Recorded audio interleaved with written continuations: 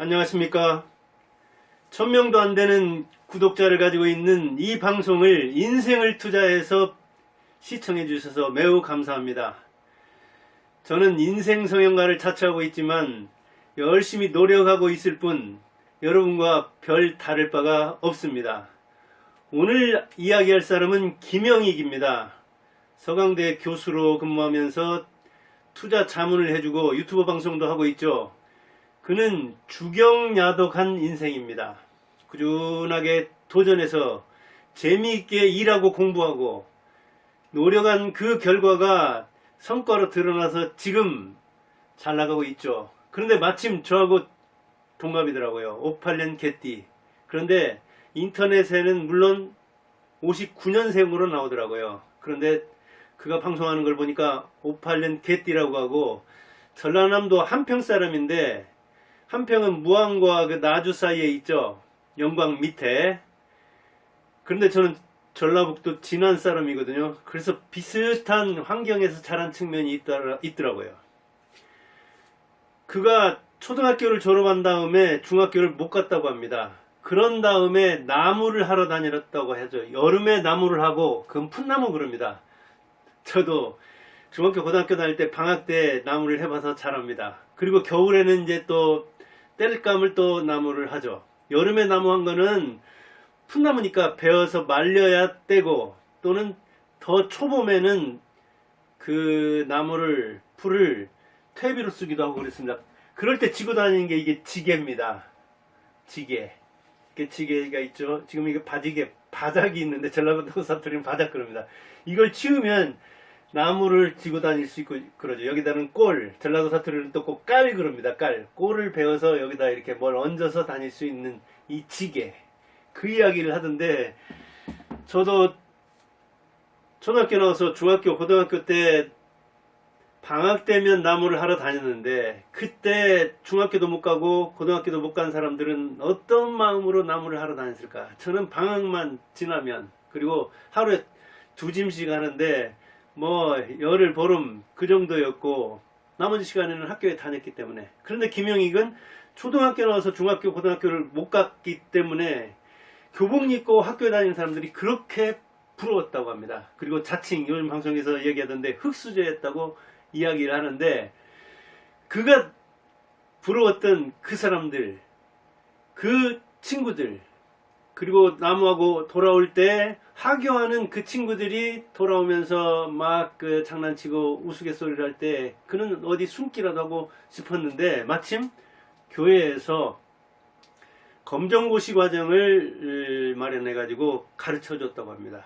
그가 세상에서 만난 자기 인생을 바꾼 첫 번째 키는 교회에서 그 어찌 보면 무명 교사들이죠. 아마 교사 자격증이 있었을지 없었을지 아니면 고등학교를 다니거나 대학교를 다니는 사람들이 그렇게 야학으로 또는 주간에 의자도 없는 마룻바닥에서 배웠다고 합니다. 제가 다녔던 교회하고 똑같습니다. 저도 고등학교 다니면서 학교에서 그 뭐랄까 배우는 입장이었지만 교회 가면은 그 성경을 가르치고 초등학생들 가르치고 그런 사람이었는데 그 생각이 또 떠오릅니다.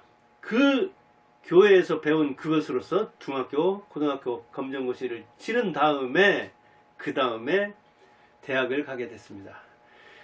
제 초등학교 동창, 저는 진안 사람이라고 했죠. 전라북도 진안 초등학교 동창이 아마 200명 안팎 될 텐데 김영익처럼 중학교, 고등학교 과정을 검정고시를 거쳐서 그 다음에 대학 나온 다음에 석사, 박사 그렇게 해서 김영익처럼 유명한 사람은 제가 알기로 없고 실제로도 없을 겁니다. 그는 전남대학교, 저는 전북대학교 들어갔는데 전남대학교 경제학과에 들어갔습니다. 원래는 국문학이나 영문학을 해서 소설가나 시인이 되려고 했는데 친인척 가운데 한 사람이 와서 야 그렇게 문학을 해서는 무슨 시인이니 소설가 해서는 밥 못 먹고 산다. 그러니까 너는 뭐니 해도 잘 먹고 잘 살 수 있는 경상대에 가라. 그때는 상대 그랬습니다. 상대하고 공대가 그때 인기였습니다. 저는 사범대. 사범대는 가난한 좀 공부하는 사람들이 가는 곳이었습니다. 왜냐하면 등록금이 고등학교 수준이었고 국가에서 보조를 하고 의무적으로 발령을 내줬거든요. 지금은 이제 그것도 사라졌지만 그렇게 해서 전남대 경제학과에 들어갔는데 거기서 공부하는 게 그렇게 재밌었다고 합니다. 즉 교회에서 공부할 때도 야학할 때도 그렇게 공부가 재밌었고 부러워서 하는 것이니까, 자발적으로 열망적으로 하는 것이니까. 대학에 들어가서도 대학 들어갈 형편도 안 됐는데 아르바이트 하면서 다녔지만 그렇게 하고 싶은 공부를 하니까 재미있었다고 합니다. 그래서 남들 4년에 대개에 마치는 대학을 3년 반 만에 마치고 그 다음에 바로 서강대 들어가. 서강대 S대학으로서 유명한 대학인데 서울대한테 쳐가지고 성균관대나 서강대가 조금 밀리는 측면이 있는데, 경제나 국문학이나 경영이나 영문학 이런 쪽에서는 서강학 알아줍니다. 저도 석사 박사 하면서 보니까 서강대에서 나온 이 국문학 논문이 정말 스카이 저리 가라 하더라고요. 굉장히 짱짱한 대학인데 전남대 나온 사람이, 이 김영익이 서강대에 들어가서 공부를 하게 되죠. 그게 이제 뭐랄까 공부를 더 하고 싶은 열망이 있었지만, 그 다음에 석사나 박사는 뭐 출석일이 하루나 이틀 나가면 되니까 직업과 병행할 수 있는 측면이 있잖아요. 저도 그래서 학교에 발령받았는데 하루 빼달라고 해가지고, 그런데 이렇게 빼달라고 하는 게 굉장히 미안합니다. 사실은 다른 그 교사들에게 피해를 주는 측면도 있고, 또 담임도 하고 있었는데 담임이 하루 빠지면 부담임이나 다른 선생님이 나와서, 교감 선생님이 나와서 그 일을 맡아줘야 하기 때문에 사실은 학생들에게나 다른 교사나 학교 운영하는 사람들에게 피해를 주는 측면도 있는 거죠.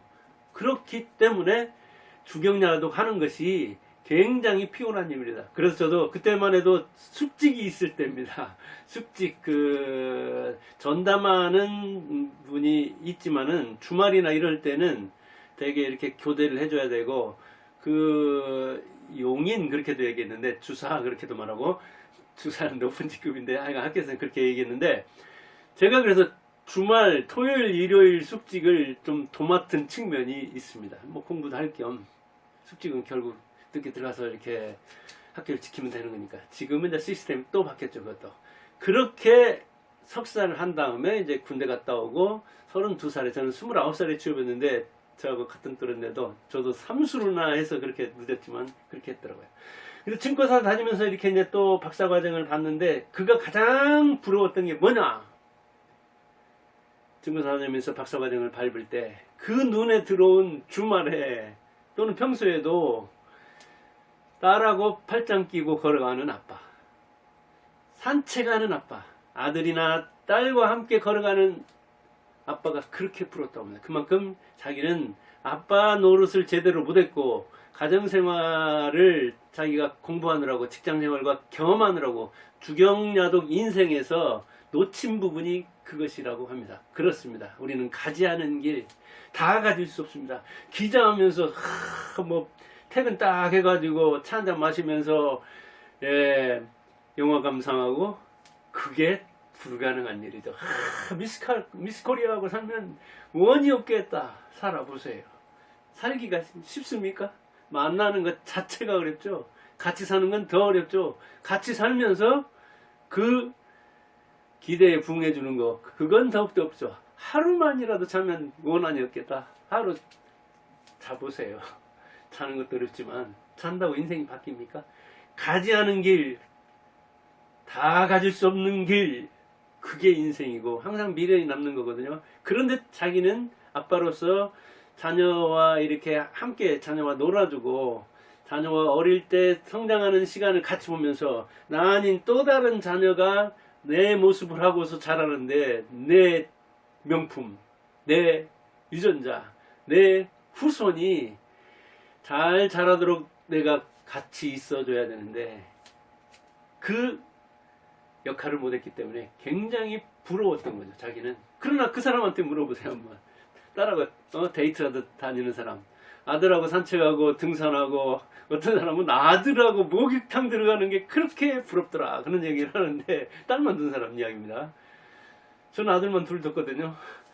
목욕탕 같이 가자고 잘 안 갑니다. 어릴 때 제가 또 뭐 목욕탕, 공중 목욕탕 그렇게 뭐 즐기는 스타일이 아니기 때문에 안 간 측면도 있고요. 이렇게 다 가질 수 없는 그 세계에서 자기는 공부가 재밌어서 일하면서 공부했다는 이야기죠. 부러워야 이기는 겁니다. 부러우면 지는 게 아닙니다. 부러워야 이기는 겁니다.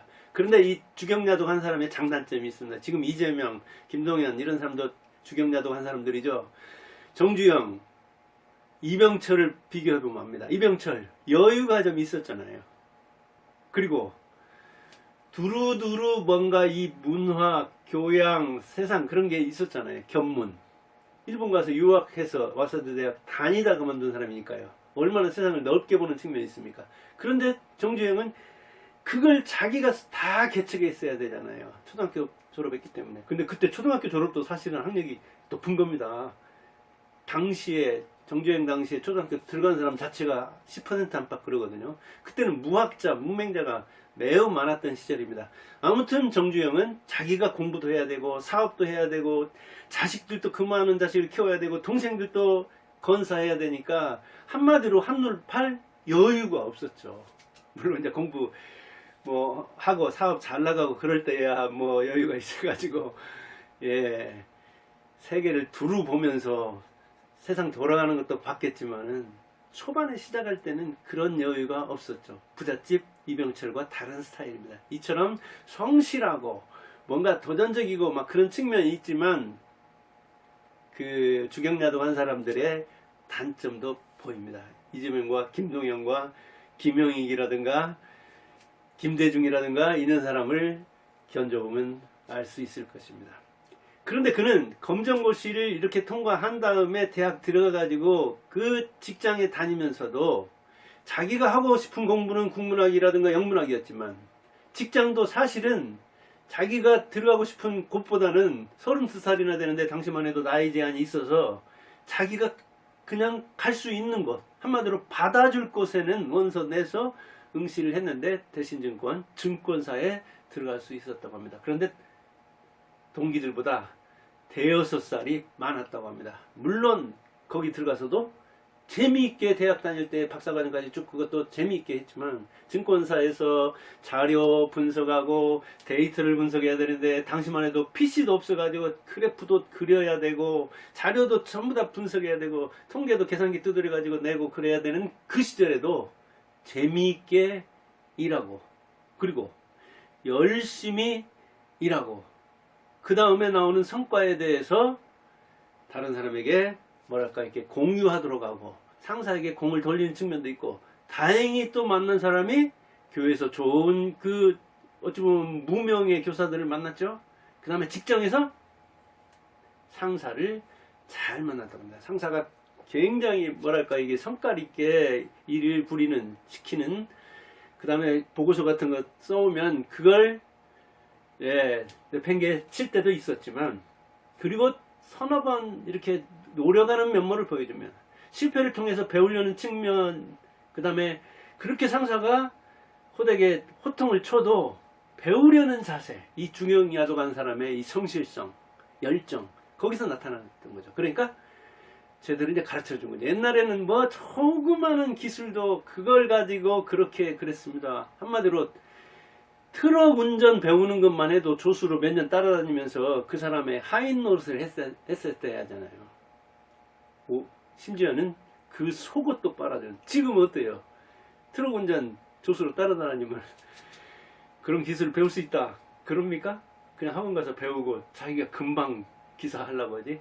그렇게 해서 이제 일을 배우는데 이 좋은 상사가 인생적인 조언도 해주고 업무적인 조언도 해주고 이 직장의 비전이나 이런 거에 대해서 그래서 자기가 이 짝을 만나는 거나 일을 찾는 거 참 어려운 거잖아요. 짝 어때요? 20대들 저도 지금 30대 두 아들이 있는데 그때 저도 20대 만나고 그랬지만 그때는 자기가 잘 안다고 하잖아요. 세상도 잘 알고 사람 보는 눈도 높고 그리고 자기가 어떤 그 미래의 어떤 그 비전을 가지고 만난 짝과 그 미래 계획을 잘 하고 그 목표를 향해서 두 눈을 모아서 한 자리를 바라보면서 잘 가고 그렇게 둘이 조화를 잘 이루면 새끼 낳아서 자식 새끼를 잘 건사하리라고 다 생각하죠.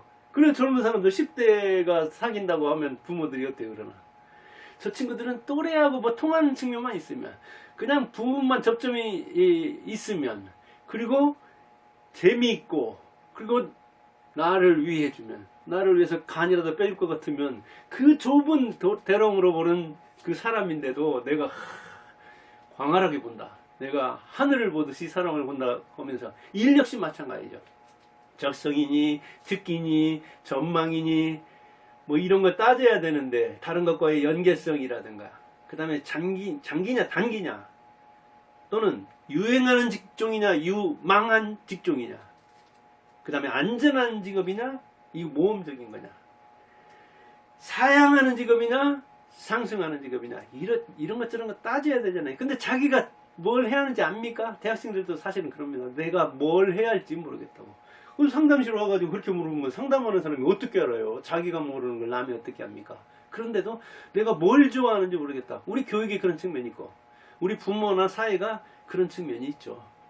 공부 잘하면 전부 다 뭐 의사 되라 변호사 되라 여자 같으면 전부 다 뭐 약사 되라 교사 되라 그러니 자기가 자기를 이렇게 점검할 틈을 안 주잖아요. 부모들이 또 자녀가 시행착오를 하면서 그런 적성을 찾고 특기를 찾고 내가 뭘 좋아하고 내가 무엇에 몰입하면은 인생 가는 줄을 모르는가 시간 가는 줄 정도가 아니라 인생이 가는 줄도 모르고 빠지는 일이 뭔가 이런 것 저런 걸 찾아볼 틈이 있어야 되는데 그럴 틈을 주냐고요.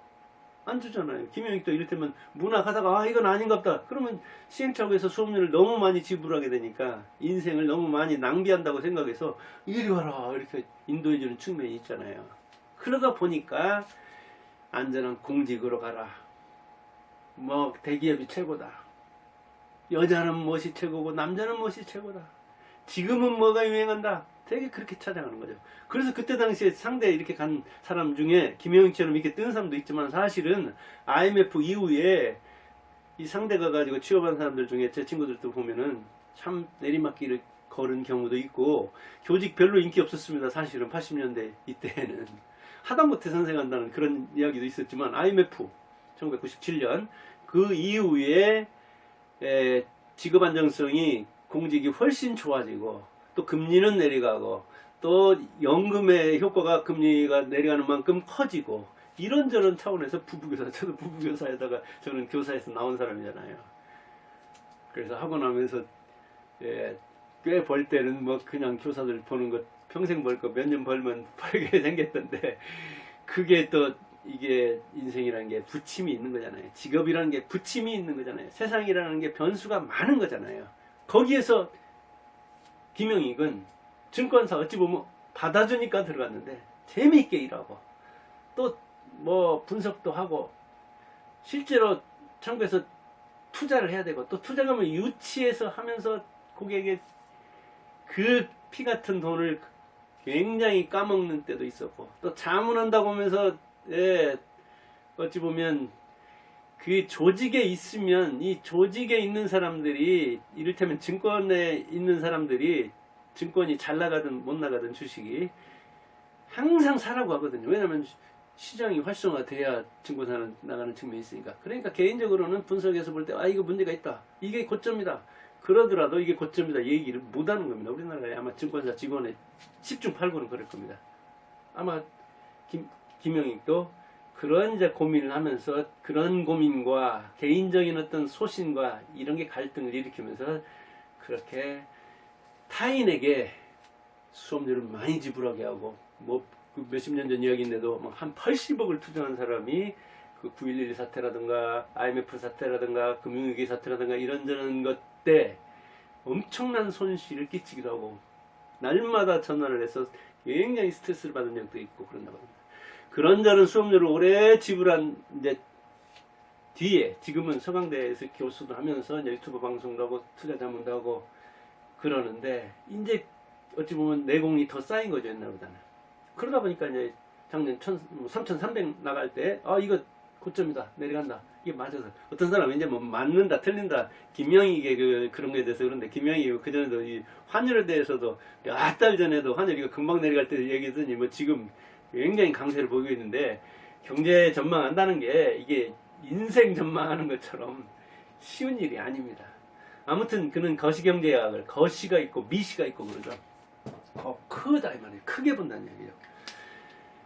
거시경제학을 전공한 사람으로서 현상을 크게 큰 틀을 이렇게 읽는 그 해석 자료를 해석하고 데이터를 해석하고 그리고 경제라는 게 사실은 이 사람들이 움직이는 것이고 사회가 움직이는 것이고 시장이 움직이는 것이잖아요. 그래서 현실로 나타나긴 하지만 거기에 또 돌발 변수도 많아가지고 이 경제하는 사람이 굉장히 경제 경영이 넓어야 됩니다. 문학도 마찬가지지만 문학 사람 사는 이야기 아닙니까? 그러다 보니까 이게 이제 그 뭐랄까요, 그 실패하는 경우도 많고 시행착오를 겪는 경우도 많은데 다행히 고객도 괜찮은 고객도 많이 만나서 지금은 이제 이렇게 하는 거죠. 그가 중시하는 건 수출, 일평균 뭐 수출 그런 얘기였는데, 그 다음에 금리, 환율. 요즘에 이제 금리, 환율에 대해서는 책도 쓰고 그렇더라고요. 더 찬스라든가. 요즘에 이런 책이 금리, 환율에 대한 이야기인데, 그만큼 수출이나 금리나 환율이 경제에서 중요하다는 이야기죠.